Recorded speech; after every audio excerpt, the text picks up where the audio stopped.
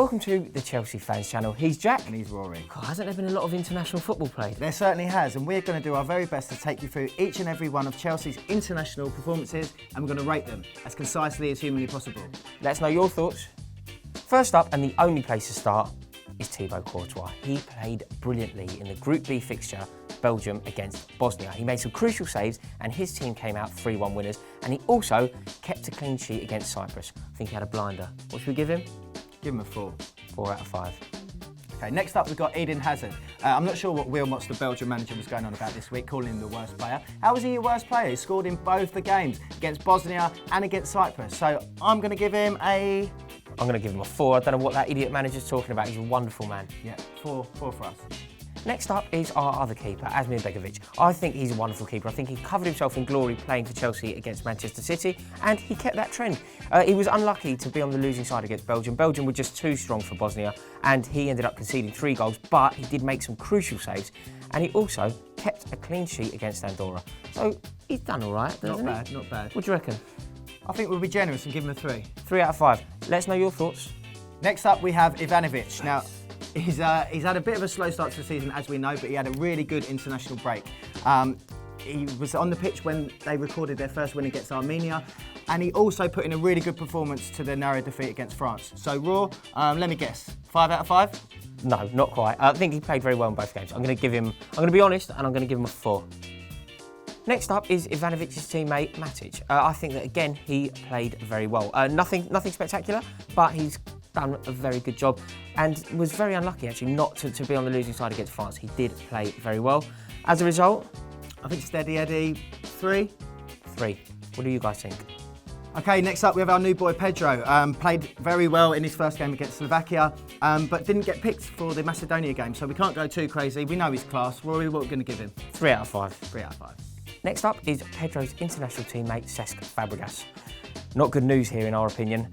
He has carried on his club form for country. It just didn't look good enough, and he was subbed in the game against Slovakia, and he didn't make the grade. He was a substitute, an unused substitute for the entire match against Macedonia. 2 out of 5 for me. You? I'm going to give him a 1.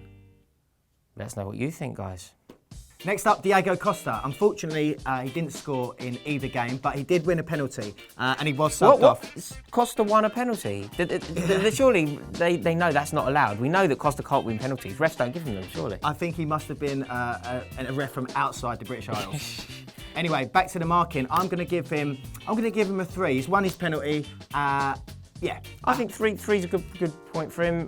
Yeah, 3's good. If a striker wins a penalty, that's classed as an assist in my book. You've done your job. Well done, Diego.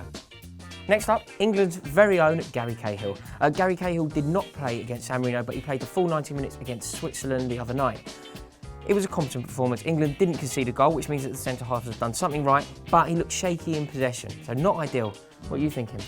I'm going to give him a 2. If you went to the game... I was at the game. I thought he didn't do very much wrong, but I think a 2 is probably a fair result, just because his distribution just was not good enough. So up it, Gary. We need you on good form against Everton. Next up, we've got Willian, undoubtedly one of Brazil's brightest stars in their 2 friendlies against Costa Rica and the USA. He was his typical, usual, industrious, busy self, and I'm going to give him a 5 out of 5. 5 out of 5, can't argue with that. He laid a goal on for Hulk. If you're laying goals on for your strikers, you can't be misjudged. Go on, Willian. Go on, lad. Okay, finally, we've got Baba Rahman. He played for Ghana against Rwanda, and by all accounts, he had a pretty solid game. His team lost, and he was under pressure from some of the tricky wingers, but reports I read said that he dealt with it admirably. So for that, I can only give him a 3. 3 out of 5, agreed. Right, guys, thank you so much for watching, and as always, we want to hear what you think, so please comment below.